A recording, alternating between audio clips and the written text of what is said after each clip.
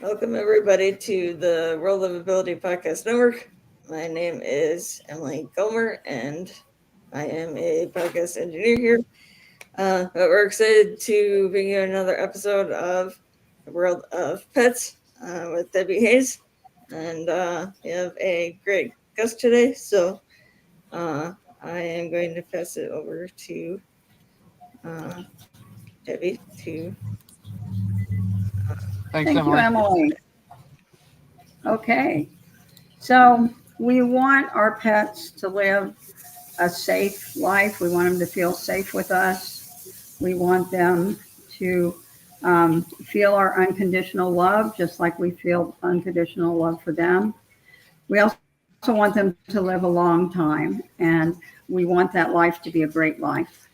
So there are some products that David and I have found that actually Heather uses in as well, that that do great things for our pets. They boost the immune system so that the body can heal itself. If the animal is already healthy, then they just can't help it to stay healthy. So we don't want this to be like a sales show, but we do want to share because we think we have a good thing. But mostly, we just want to discover all things about pets and laugh and cry about stories about our pets. So this evening, we have Heather McShay with us. She is the owner of the Tucson Dog, which is a free magazine here in Tucson. And she also sponsored a pet event this weekend called Woofstock in memory of Woodstock. So want to hear a little bit about how she thought that went and what the purpose of the event is, and a little bit about the magazine, and then also have her tell us about about adopting dogs that are in the shelter. So David, sorry, I did not do a question of the week, but you can introduce yourself and then start Heather off. I am David Wolfram. I am in Colorado. I have a little dachshund that's 15 years old and has been vastly improved and extended his life through the use of Coriolis versicolor mushrooms. And I'm really excited to speak with Heather tonight. We haven't talked previously, but I have all kinds of questions because if you say anything about Woofstock, I'm interested.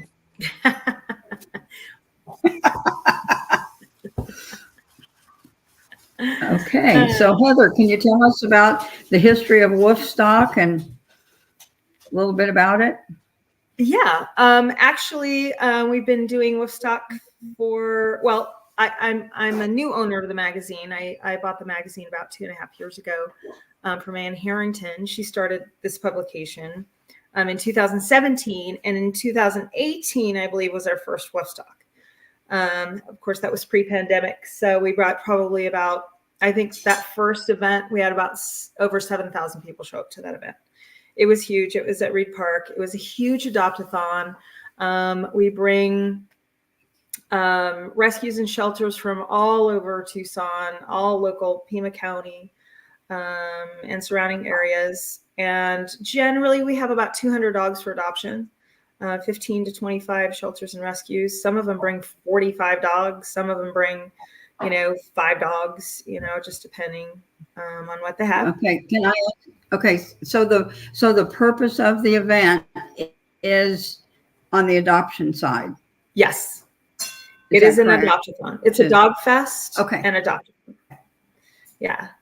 So it's fun for the whole family. It's a great time. But the purpose is to get as many dogs adopted as possible, get them out of the shelter. Having dogs stuck in the shelter every day, all day long is got to be torture for them.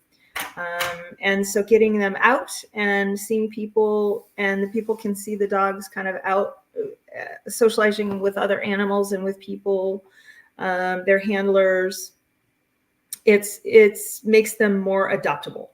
It's more of an environment that they can relax in, and tends to be more successful than people going into a shelter and, dogs are hiding in the corner shivering, or, because it's such a high alert situation for them, all the barking, and it's constant 24 hours a day. They're exhausted. They're just not at their best. But once they're out, they get outside, they can walk around, it's a much better environment for adoption. So I don't have the numbers yet of Woofstock's adoptions, but my understanding, it was very successful for each and every one of those rescues and shelters. So you said Well, I that's do have the story. Oh, go ahead, David. oh no, I was just gonna ask. So that's in Arizona, Tucson, Arizona. Tucson, Arizona. That's fantastic. I actually have my cousin Greg down there. Hi, buddy, if you're ever watching. But I think that's fantastic that you guys are doing that, because there's so many dogs. My roommate just moved out. He had to give up his dog to a rescue shelter because she was dog aggressive, but not human aggressive. Right? You guys have options like that available? Sure. I mean, there's at the event, or are you talking about somebody who has to give up their dog to somebody because they're dog aggressive? Yeah. So Oh, he didn't want to put the dog down. Nobody wanted him to well, put the no, dog yeah. down. So, but he was able to find a shelter that was specifically was able to handle her situation and find her a home. Do you guys have options like that? Well, the magazine, the Tucson Dog magazine, supports all shelters and rescues. We don't offer any type of shelter, and we don't do adoptions ourselves. The purpose of the magazine is to promote the human animal bond and raise awareness of shelter and rescue animals, and support all shelter and rescue animals in Tucson surrounding areas. Within the magazine, we have Dogs for Adoption, page of Dogs for Adoption, Cats for Adoption. We don't just support dogs, dog rescues and shelters. It's all animals that need rescuing or sheltering, whether it be wild animals all the way from like buffalo and elephant to, lizards and turtles and fish. So, we have a Absolutely much cool. wider variety than the name gives, any hint to. But yes, so we do have a lot of resources in the magazine. Those resources name just about every shelter and rescue in Tucson and surrounding areas.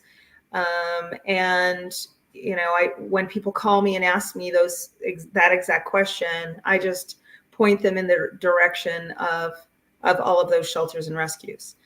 Everyone has a different situation, different dog. Some rescues and shelters it's easier, as you have found out, is easier for them to deal and handle animals that may be aggressive toward people or other animals. So yeah, it's out there. We had very many buffalo and elephants in the Tucson area. Not in Tucson, but we have a herd of buffalo, at least a herd in Grand Canyon. So no elephants though. Yeah. Okay. But we did do a story on the elephants. Yeah. So we have all kinds of stories. So I've got a story of donkeys and elephants and horses and, rhinos. Yeah. Yeah. Turtles. So you might be able to elaborate on this because you probably know about it, but I was working the event, helping out a pet sitting company that I pet sit for sometime at their booth. And the lady that I was working with got in a conversation with a guy who was walking one of the adoptable dogs, because that's what people do, is they just walk around the event with the dogs that have a vest on that says adopt me, etc. So somehow I didn't hear the beginning of the conversation, and I had never heard the story before. So it turned out that this dog was in the news because when it was in the cage with other dogs, and the other dogs, for whatever reason, got removed to a different cage. So the dog actually jumped up onto the wall and jumped onto the floor on the other side and went to the cage where his buddies were and was trying to help his buddies break out of their cage. You hadn't heard that? Apparently it was on the news. No, this is the first time hearing of it, but that's fantastic. That's They're what smart. friends are for, and right? I'm not sure what shelter it was. Yeah, that's really but cute. yeah, I thought that was a great story. Yeah, that is. Yeah. So can you tell us a little bit? Well, first of all, Emily, is there a way you can put the pictures that I took of those two dogs? Because you guys have to remember, it's Woof Fest. I mean, Woofstock. Yes, Woofstock. it is. And some of the people had psychedelic shirts on, and some of the dogs had psychedelic paint or whatever. And I took a couple of pictures and sent them to Emily. So hopefully we can get those on at some point. So can you explain a little bit about adopting a dog from a shelter? Sure.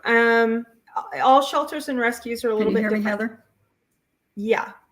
Can you hear me? Okay. I couldn't for a minute. I heard you say a little bit different. Go ahead.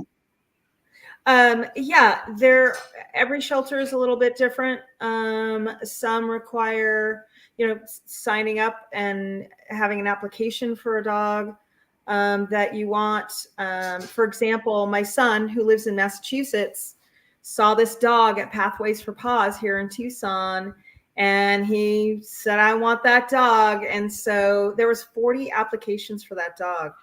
And I think because my son was going the extra mile, he's like, I'll pay for it in full right now. And, sometimes the fees are a little higher with the smaller shelters because it costs a lot of money to take care of them. Some of them need all of their shots. Some of them might need some medical. Mostly all of them need to be spay or neutered. It's an expensive process. So when people are shocked, oh my gosh, $200 for this dog, it's a lot of money. But really, it's a lot less money than if you were to, purchase a dog and have all of those things done for them. So it's a much better and more affordable way of getting a dog, and the dogs are much more grateful too. So when they're rescued, they somehow know it. But so my son went the greatest mile to get this dog. So I guess he was chosen because of that. He flew to Tucson from Massachusetts and got a car and drove that dog back. And he's living his best life in that house now. So yeah, wow. It can go that way. And then there are others. For example, when there's larger shelters like, and then also most of those smaller shelters and rescues, they require home visits. They're going to go visit your home. They're going to talk to you afterwards. I adopted a dog, my sweet Sandy. She was a senior dog. I only had her for 2 years, but I adopted her from Hope Animal Shelter. And they came and inspected the house, and they were, pretty diligent. They said, this is not an outdoor dog. This dog sleeps in the house. This dog sleeps, if they could make me have the dog sleep in the bed with me, which they wouldn't have to, she would sleep in the bed anyway with me. But, and then they came to visit afterwards, and they called me and asked, where's the dog sleeping? And they wanted to make sure, this animal was not going to go back to the same situation that she was in before. So that's sometimes that happens. Then there are situations with shelters like Pima Animal Care Center where they're so overloaded with pets that they do their best to find homes for them on the daily, and they have to say, free adoptions. They have you only pay for licensing, which is I think $25. So they right now I think they have almost $500 dogs in shelter, or it may even be more than that. Which one is this? Pima Which Animal one is Care this? Oh, okay. PAC. Yeah. Right. So their adoption process is quite different. You go there, you pick up a dog, or go to an event. They have plenty of events themselves. They go to they go to my events, and then you can walk home with the dog, at that moment, and pay whatever the fee is at the moment, which is usually only about $25.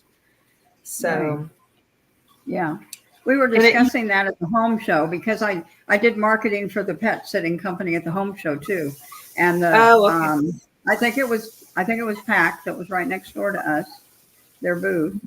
And yeah, the people would come, they would see the dog. They would, I mean, I don't know how much they paid for it or anything about that. I just know that they came, they took the dog, they went Yeah. with the dog. Yeah. So, yeah, it's a necessity. PAC doesn't really have a choice. When about 450 dogs in shelter, they start breaking out with disease, which puts all of the dogs at risk. So Right. they just need to move the dogs into a home. So, Yeah. but those dogs are microchipped there, and that microchip they are still a PAC dog, even though you change the name on it. They're still associated with PAC. So is that a state-funded program, or is that a privately run organization? That is our municipal shelter in Tucson, or in Pima County. So that is absolutely a county program that every county has. Yeah, it sounds like our Humane Society here in Colorado Springs. They're pretty good too. Yeah. Yeah, Humane Society is private. It's not county, but yeah, they can handle a lot of dogs too. Not quite as many as the municipal shelters. And I'm really proud of PAC. They are a no-kill shelter, which means that I think it's like a 92% live release rate. Obviously, they have to take in every single animal. It doesn't matter what they are. And some animals are not savable. Some of them are so sick that they can't, there's obvious reasons why some animals aren't going to make it. And they do have to euthanize them, but they try very hard not to euthanize for space. That's awesome. Yeah. We need more like them. Yeah, and when they do have to make those very hard decisions, they put it out to the public. This is what we're doing, and what it does is it brings the public, it gives the public the opportunity, the community, the opportunity to say, I've got to save that life.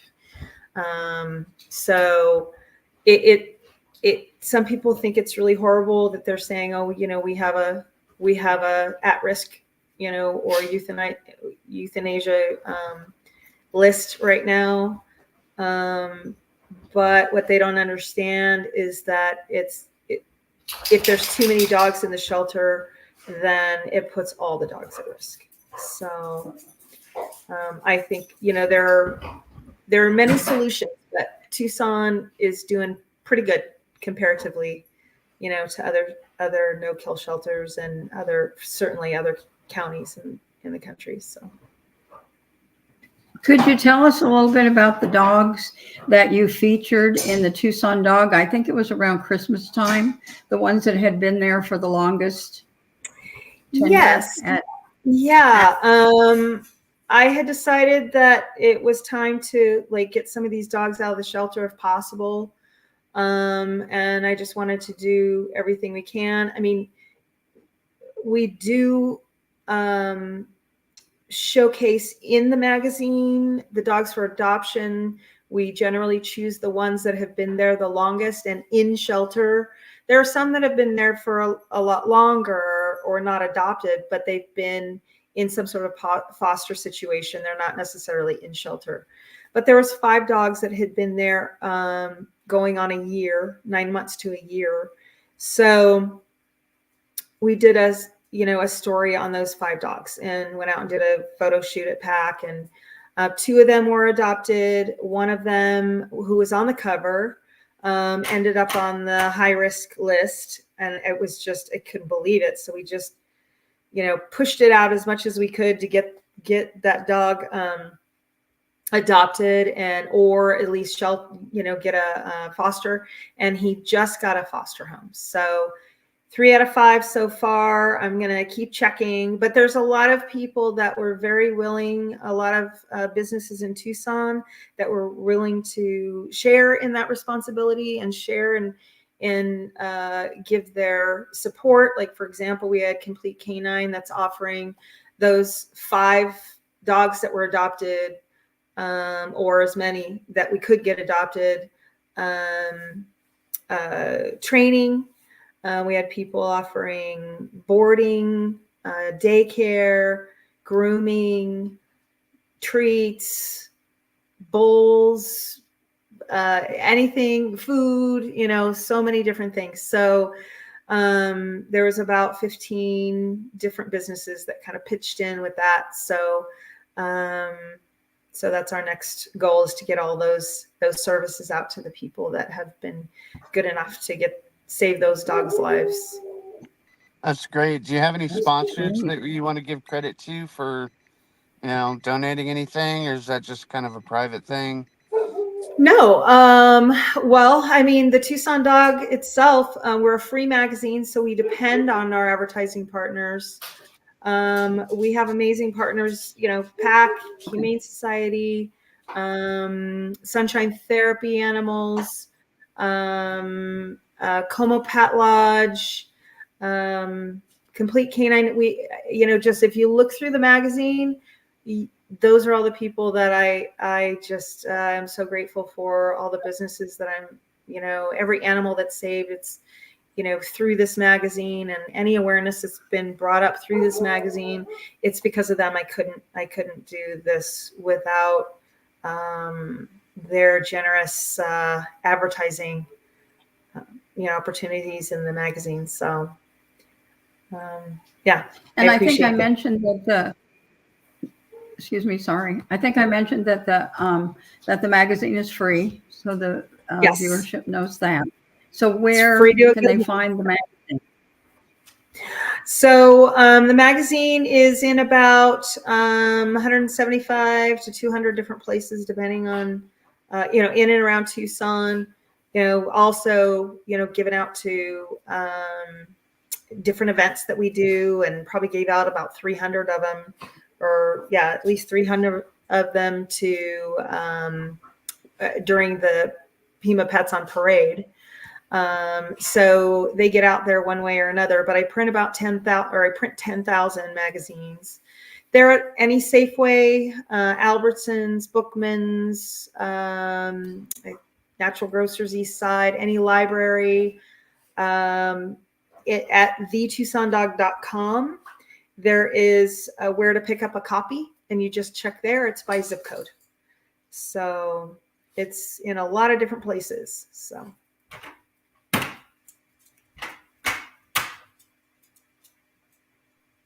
Well, 10,000 is a lot. Yeah. So Debbie, that's some really good exposure. Thank you. Debbie, you're muted. Sorry.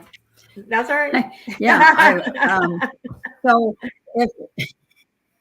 if David, say David wanted to get a copy, I mean, do you have something that says that any deal for mailing it out, and then the people pay $1 or $2 for it that would cover the cost of that mailing? Obviously, that's not an additional expense you want, but. Well, actually, that is an option that I haven't quite put into action yet through my printing company. Instead of sending all the magazines to my distributor here in Tucson, they're printed in Phoenix, and then they're sent to Tucson to my distribution company. And my distribution company, Presidio, they take it to all the different places on the list. Well, the printing company does have an option where they could just mail stuff out, and I don't know what the cost is. It would be a subscription, like an annual subscription. Otherwise, I don't have anything right now. So, but that's hopefully in the works here pretty soon. So, yeah. But there is a digital version. You can sign up at thetucsondog.com and choose, digital version. Click on that, and it, every issue I put that out. It's within the first week of the month of that issue. Do you want to repeat that a couple times so people can have a chance to write it down? Absolutely. It's thetucsondog.com. thetucsondog.com. Right. Excellent. Yeah. So, and we have Facebook and that's and good. Instagram. Well, we'd be interested. Pardon? Yeah, and we would be interested in knowing if you do get a program going, or when you get a program going, that people from outside of the Tucson area can receive it. Yeah, I absolutely will. That's you're actually the first that has requested it. So, other than my family, like I have somebody in Australia that I had to mail one to, and somebody in England, and every now and then I get this long distance Tucson dog lover. So, all right. Very good. Well, you'll have to let them know about the podcast too, and then we can have international viewership. I will. On the podcast. Okay, but before you have your final words, I wanted to say a little bit about last week, because last week we had a gentleman from this area who is temporarily living in Washington State, and in need of a service dog. So he actually got the dog from PAC that we were just talking about, and because he found an organization in the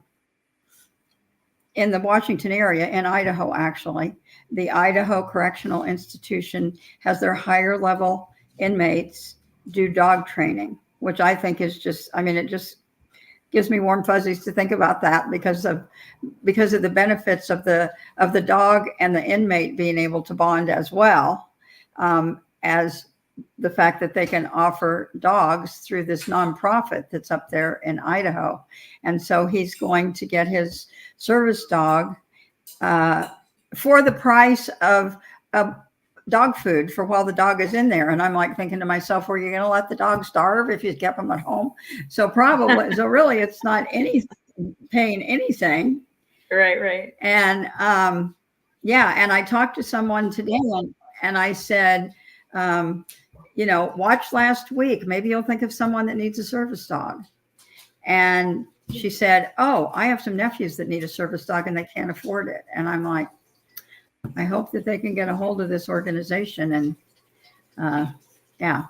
get something going then there for her nephews. So you and I were talking about this a little bit before, and I didn't realize that Arizona has a similar program to Idaho in the correctional institution. Yeah. Do you know anything about that other than the fact that it exists? I believe it's through the sheriff's. Don't quote me. Although there was a story in the Tucson Dog magazine about it years ago, through the sheriff's department, and they do have therapy dogs or dogs to be trained, by the inmates. So, yeah. And then I'm just trying to look up right now. We are working on a story right now about a wild horse and burro training and adoption, and it's through Arizona Correctional Industries. So one of my writers is working on that, and I believe it'll be in the May-June issue. So that's kind of what we're looking at. So the inmates do some training or taming, whatever, with those animals. Is that your understanding, or we'll have to wait for the magazine to come out to find out? It's my understanding. I just saw a little bit about it and I thought, oh, I need to learn more about that. And I shot it off to one of my writers and I said, check it out. So it's pretty interesting so far. I'm Right. still learning about it. And yeah. It's basically service Mhm. dogs getting trained to help people that need service dogs. As I've actually met somebody.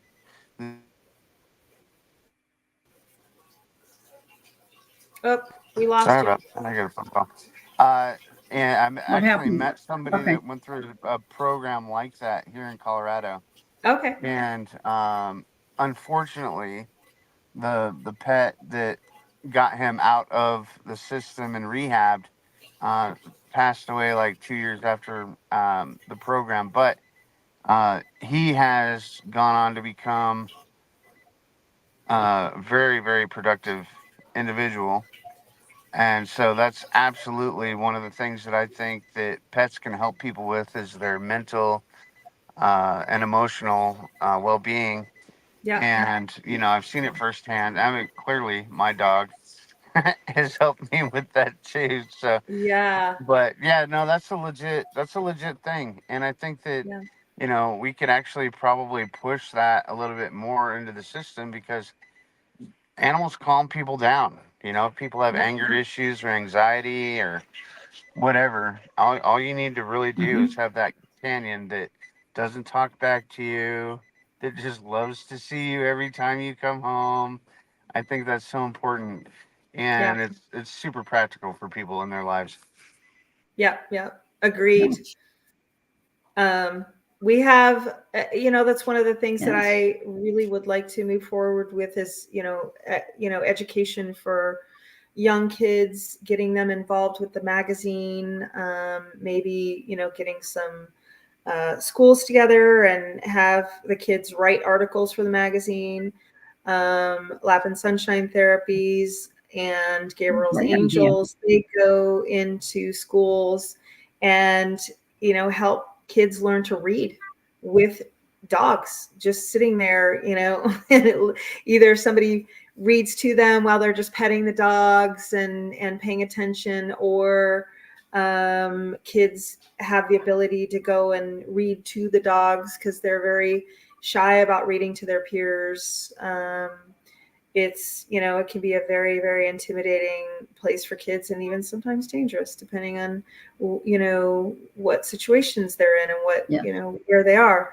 So it's, I think that using, our pet, our pets and animals as part of our growth process, I think it's going to make for a much better world. So they help a lot of people. I agree. Yeah. And that's what the Tucson Dog is about, Yes. is to highlight, Yes. you know, all those people that dedicate their lives to saving animals and the animals that save humans. So. Right. Well, thank you, Heather, for coming on. We really appreciate it. Very welcome. That was good, and I was glad to know that there is a program like that in Arizona as well with the inmates. Yeah. I'll send you more information, and yeah, there's and I'll send you the link to okay. the magazine that has that story, and then of course you'll see the next story coming up. So Yeah, maybe we can ask Right. Emily to put the links below in the description box. That'd be great. okay. Heather, I really appreciate your time, and I'm so grateful for the work that you're doing. I hope we can Me all too. influence people and pets in the same way. That's right. I agree. Thank you so much, David. I appreciate it. And Debbie, thank you so much for inviting me. And thanks for coming to Woofstock. Well, That was amazing. Yeah. It was an amazing day. It was gorgeous. Oh. Everyone was so happy. It was a place It was. The weather was beautiful. I know. It was just one of those days where it's like, wow, this just went off without a hitch. So, yeah, all the contests, hot dog bombing contests, psychedelic costume contests, most beautiful dog. They were just, it was great. Aaron Christensen was there to help judge the contests and just kind of hanging out with people. And so, pardon me. Oh, you cut out for a minute. Yeah. Oh, Aaron Christensen was there with us. Yep. She's lovely, and she and her husband come to the events sometimes, and I really appreciate them and what they do for our animals in need. And so, and we had great food trucks, and that's the way every event is. I have Woofstock and I have Dogtoberfest. Dogtoberfest is coming up. Little plug. October 1st. I haven't set the date. I will this week, but it's either going to be the first or second week of October. So, and that's Dogtoberfest, which is more closer to like Halloween time. So still people are in costume and all the contests and all the dogs for adoption. And it's going to be at Brandy Fenton Park again. And yeah, come for a good time. That may be a good excuse for a road trip. Yeah, for I think me, that's Deb. a good facility. That's right. Yeah. Yep. Yep. It is very good. All right. Well, we thank you very much, David. Thank you. I'm glad you could make it because you had a couple of things going on the last couple of weeks, and we just appreciate everybody. So if everybody could watch the podcast and like and subscribe, we would appreciate that. And I love pets, all things pets. I have my pet sitter nutrition, my pet sitter certification, my pet nutrition certification. And David, of course, has been a podcaster. You want to tell a little bit about yourself, David? Yeah, just I'm And really then when I say that, he freezes. dogs. I love dogs. I got my little dachshund Peyton Pooh. If you guys could just throw up a prayer for him. He's doing really good since he was hit by the forklift and Great. dislocated his hip. God. But he's recovering serious. extremely well. So yeah, just throw your prayers up for him. But you can reach out to me. I used to have a podcast on Facebook until I got banned. But Prayer Time 1776 was the show. But you can find me on Facebook, David Wolfram. I really don't have a whole lot going on social media because I'm busy with work and rehabbing my dog right now. But there's more to come in the future. And I love dogs. I love pets. I love Debbie. And Heather, thank you so much for being a guest on our show. Thank you. I really appreciate you. I want to introduce you to my dog. Yes. Oh, yeah. He's all tie-dyed out for the event. Yes. So here we go. Sweet. I'm going to have to take my glasses off and get a close-up. There he is. Oh. He's tie-dyed out. Yeah. His name is So Bob cute. Marley. I love it. I love it. Yeah. So, yeah. Yes. He's and it's permanent. So there we have it. That's The perfect. Woofstock. It is? It is permanent. Oh my gosh. So are my tattoos, so that's okay. Say again. I'm sorry. Said so are my tattoos.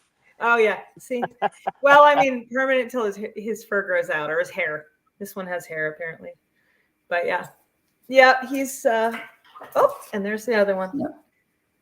So. That's great. All right. Well, thank you again, and we'll look for more updates in the future on the Tucson Dog and your events. And appreciate it. I'm sure PAC appreciates the support that they get from you. So. Well, yeah, they're my favorite. These two are getting jealous of each other. Sorry. I know. All right, go do your thing. Sorry. Yeah, PAC is something to be proud of, and I'm very happy to be to give them a shout out anytime I can do that. So.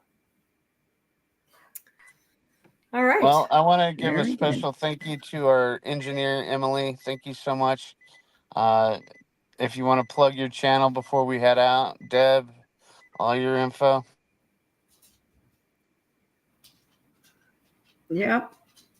If you have questions for me, you can reach me on LinkedIn at linkedin.com/n/Debbie-Hayes-AZ. So Debbie-Hayes-AZ. And then the business is debts.com. You can find out more about the products, but I'd love to give you some more detailed information through the LinkedIn connection. Take it away, Emily.